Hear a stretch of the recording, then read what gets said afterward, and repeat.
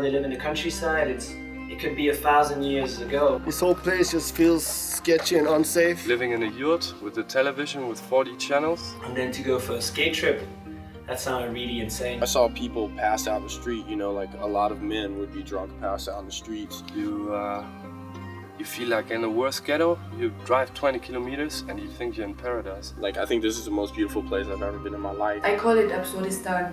It's quite a weird place. Everything is possible. Nothing is understandable. And like I said, you know, none of us really knew what we were getting into when we came here.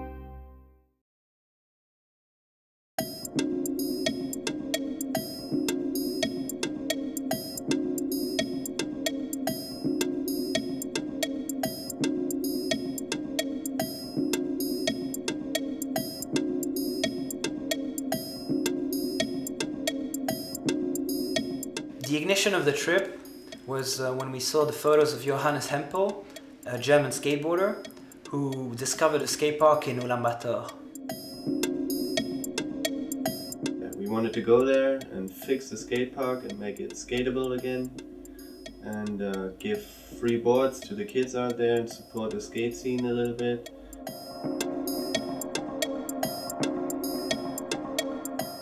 When we arrived there, we had to see that the skate park was torn down, apart from one quarter pipe that was left, and that was really fucked up and you couldn't really fix it anymore. And yeah, but we still skated it and it was fun.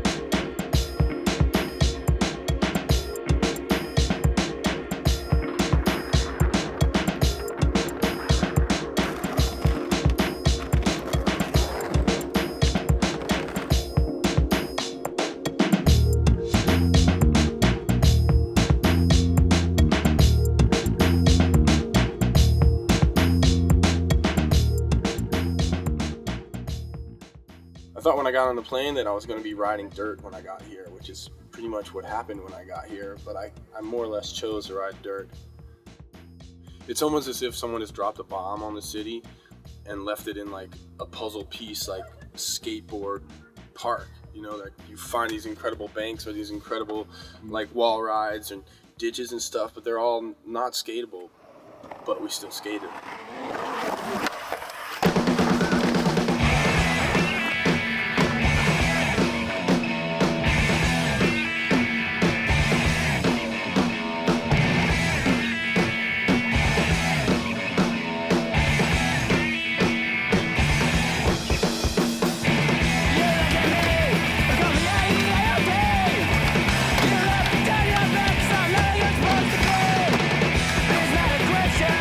Question of love.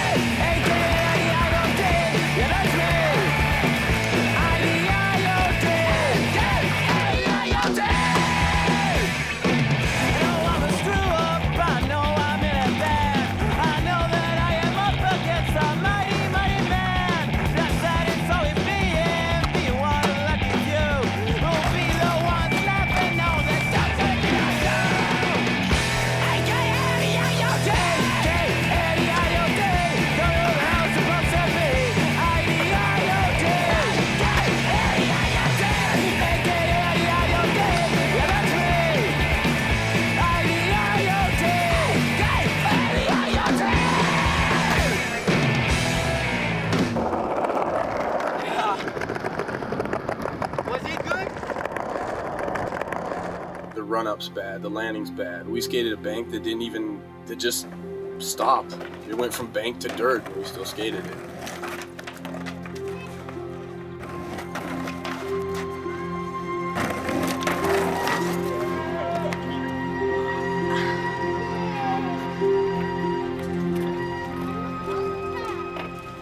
Every trick you do here is gold, I think, you know, because everything is just so sketchy, so ghetto. I mean, I can't remember skating one spot that was good. Really, like, there's no perfect spots here.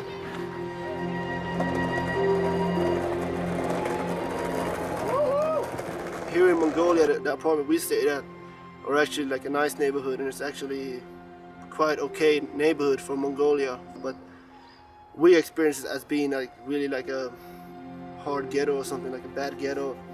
I really appreciate staying in an apartment where you live with like neighbors with Mongolians, and you go out in the street, there's just kids everywhere playing, and it's just like you're feeling the real Mongolian life when you live in an area like that. For sure the apartment isn't nice, everything just kind of falls apart and everything's kind of sketchy, and you know, neighbors are sketchy, and you hear like weird noises at night, and dogs are barking, and neighbors are screaming or whatever, you know. But that's the way people live here, and you know, I'm glad that I've been a part of that and I lived that, you know.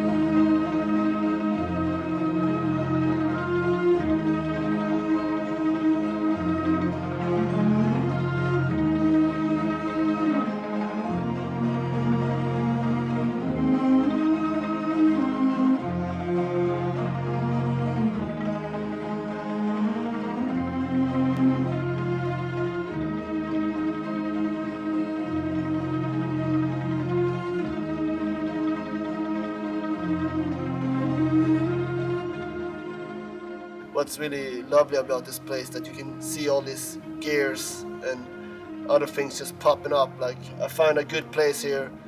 All right, it's between two big complexes, but I don't care. I just put up my gear and live here with my dogs, and I just put a big wooden fence around it, and now it's my ground, you know, it's my land. It doesn't seem like rules and laws exist.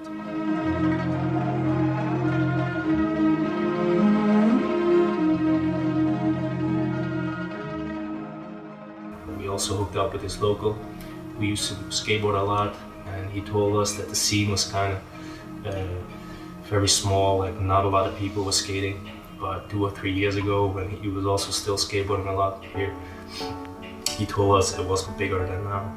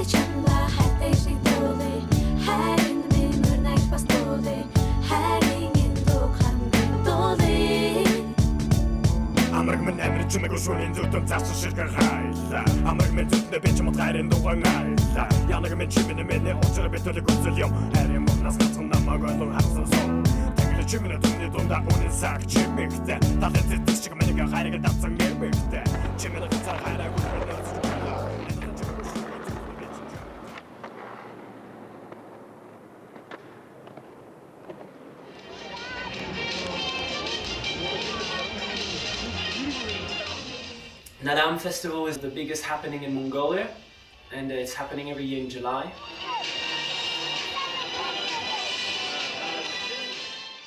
You have free discipline, which is the old traditional discipline from Mongolia. First one is wrestling, and we saw that in the stadium. It was quite interesting to see their eagle dance after they win and stuff.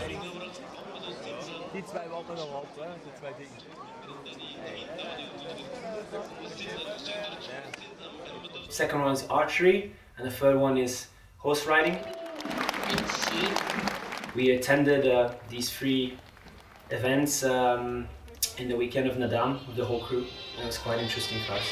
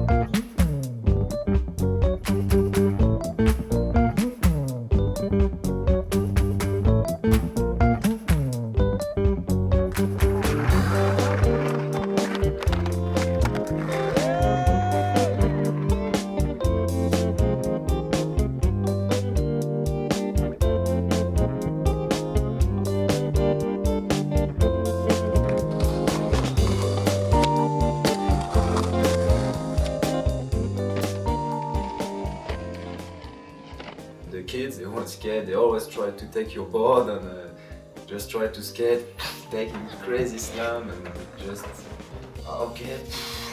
You know, if you do that in Europe, the kids just slam, hey, go back to his parents, hey.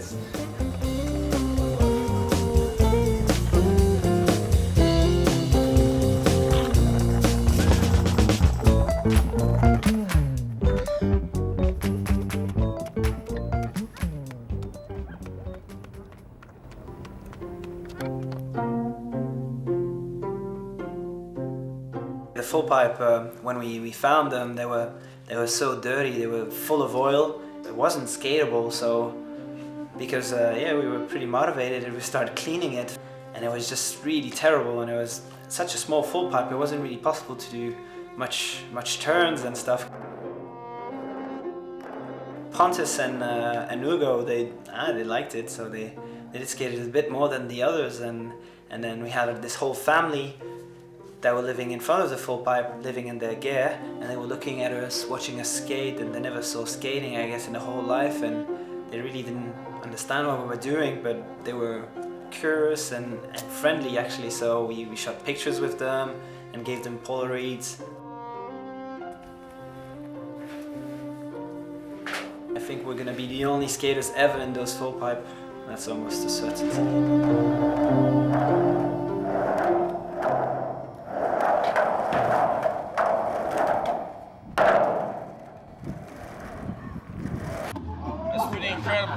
There's Barbie in Mongolia.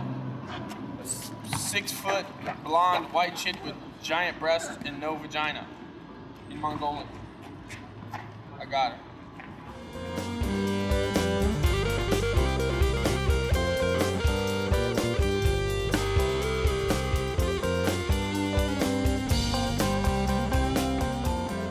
Well, I think the short bus just showed up, and where I'm from, only retarded people take the short bus.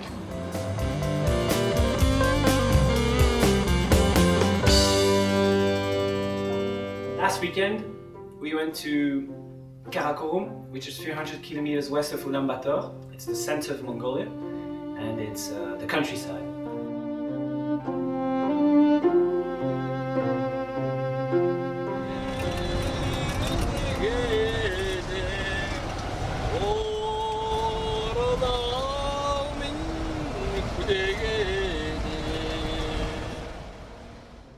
moment I got in the car to come out here, man, like the roads are insane. Like they're so insane.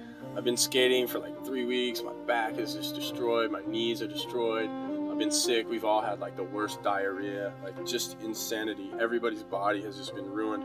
And I got in the car, and like within the first 20 minutes, I was like, what am I doing? What am I doing? Why am I here? I was so just completely out of my mind. And, you know, like this trip's supposed to be 6 hours. I'm like, I'm never going to make it 6 hours. 9 hours later, we arrive.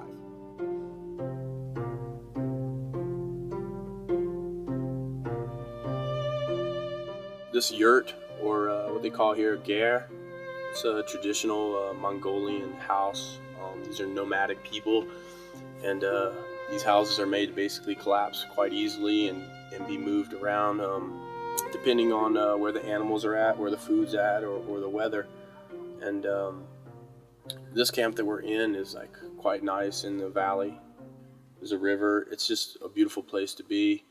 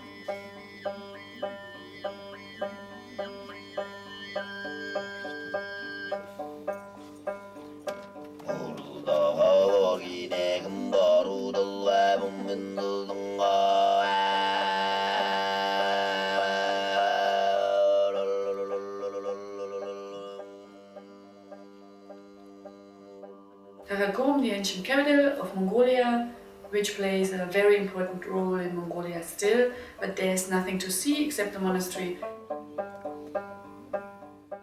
This place is actually where Genghis was born. They built this temple after his death, I guess.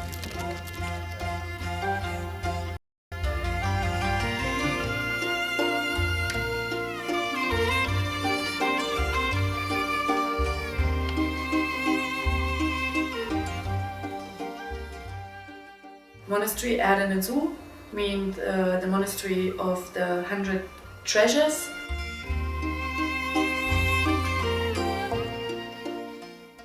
In 1586 is it founded. With stupas, it's Buddhistic, it's beautiful, it's a place where you can sit and find peace, where you can relax, where you can have an idea about Buddhistic life.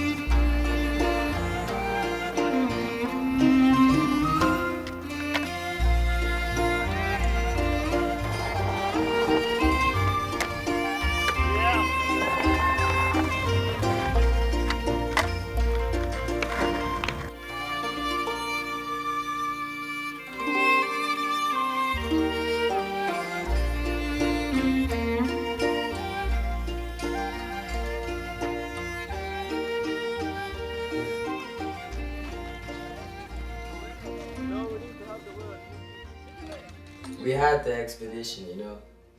We called it the herb expedition, you know. It was me, Hugo, and Mookie. And suddenly we came across a plant, you know. Yeah, then we saw 2 plants and 3 plants, and yeah, there was a shitload of those plants out there, you know. Like a valley full of weed. You know what I'm saying? Just natural, pure weed. We cut some off, and we took it back home and we showed everyone, and everyone was so stoked on it, you know.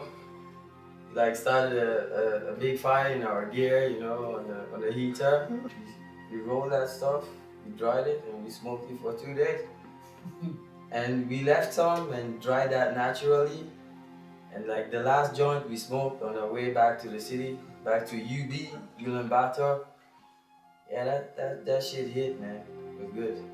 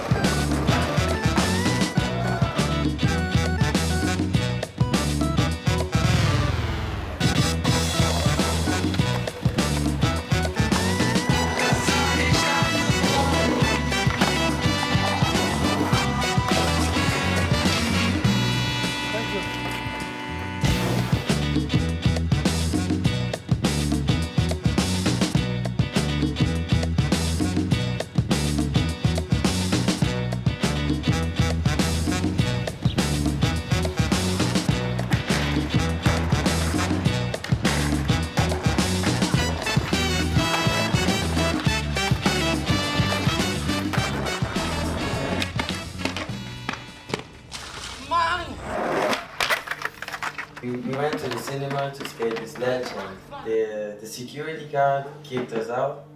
Like I had to go on my knees and beg him to get one more try. And somehow he found that funny, you know, and he didn't care about his ledge, that his ledge got fucked up.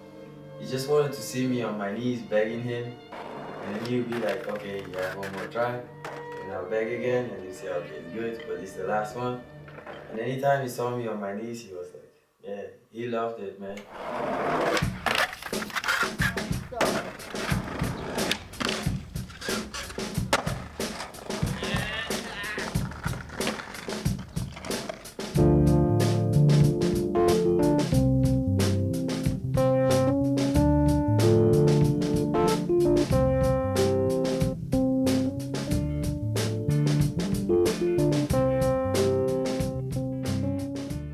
We had the project to visit a school in Ulaanbaatar. Our idea was to give them cameras, disposable cameras, and give them some kind of homeworks so they shoot pictures of the family, friends, and home, dog, anything, and then come back a bit later, get the photos, put them to the lab, and then give them the photos so they could show to the family and actually see themselves on photos for the first time, because most of them never had a camera ever in their hand, and so they were really thrilled and they played the game.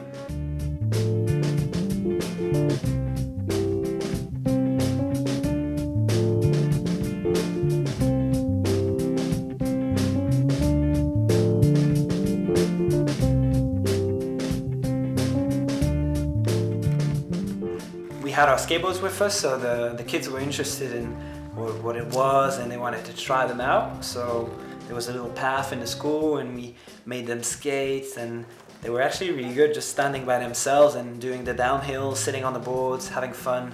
And that was a great time. It was a really good memory. The children here are just so amazing. The children here aren't aware of the poverty. They aren't aware of what they don't have. They're very much aware of what they do have. They're some of the most joyful, happy children I've met in my life. And they come up to you, they're kind, they want to ride your skateboard, they try to talk to you. You know, it's incredible how much joy these children have. And when you're in a rich country like America, you have these children and they don't even understand the sunset, the sunrise. That's something to make you reflect.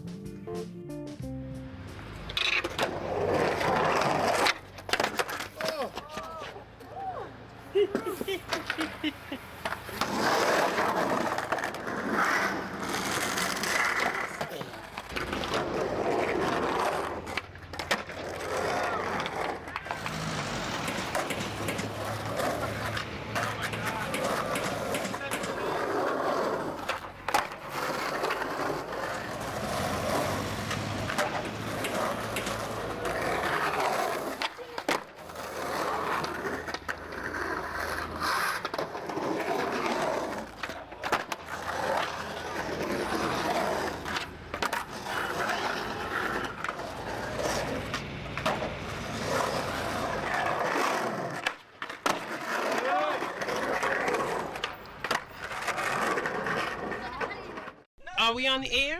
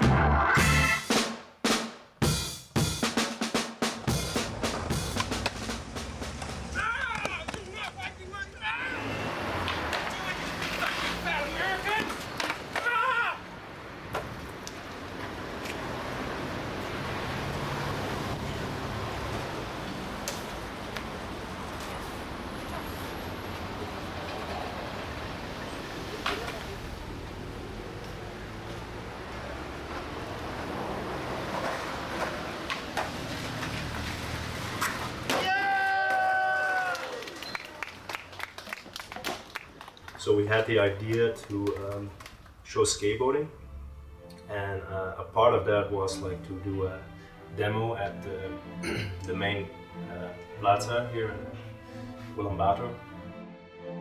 And the Ulaanbaatar Square is the main square in Ulaanbaatar, located in front of the parliament. And normally you never can do anything on this square. To get a license to do a demonstration for skateboarding on this place is really a big success, that's for sure.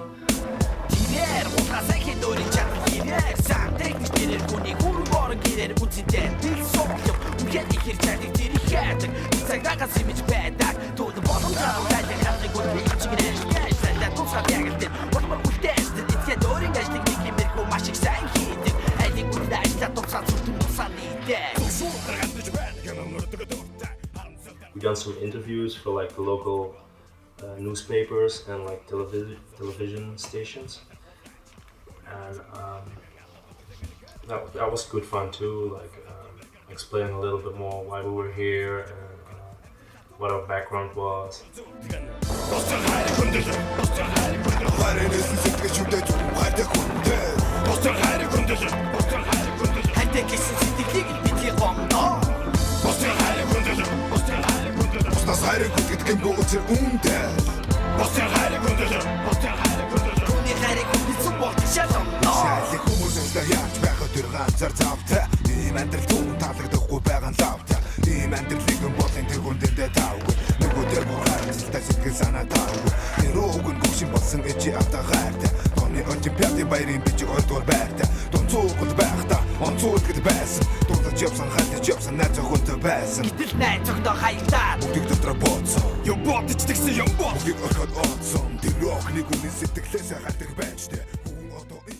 The obstacles we used they will go like to this youth park, and that was also our idea to show the skateboarding, but it should also be like possible in the future, maybe for kids, to try this out, this skateboarding.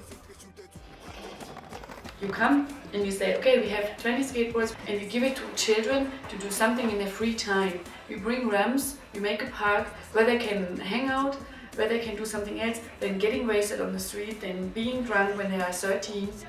And for the children, I think it's a very good idea.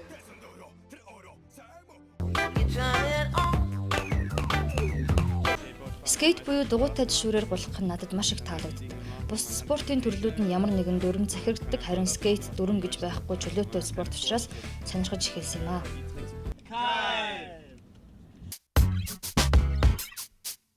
Би гулгаж байх үедээ их олон төрлийн үзүүлбэрүүдийг хийхийг оролддог. Хийж байгаа үзүүлбэр. Everybody watches TV, so everybody recognizes you after being on TV. One night we went out, like we went to a sketchy club there, and like Yo said we should go to another club. We started walking and there was 10 Mongolians at one corner. We wanted to walk off, and then the guy like said, yeah, he said fuck you, and yeah, I said fuck you back, you know, because like in our place it's normal, you tell someone fuck you and you say fuck you back and it's all good, you know. And they somehow reacted shitty on that. Yeah, we got our ass kicked. Mookie lost his glasses. To be on TV and being involved in a fight the next night after leaving a nightclub, who knows what the reason was. But even this is part, like diarrhea is a part of what have to happen in Mongolia. Being involved in a fight, having diarrhea, being ripped off, meeting some nice old people giving you arak to drink. I call it Absurdistan. It's quite a weird place. Everything is possible. Nothing is understandable.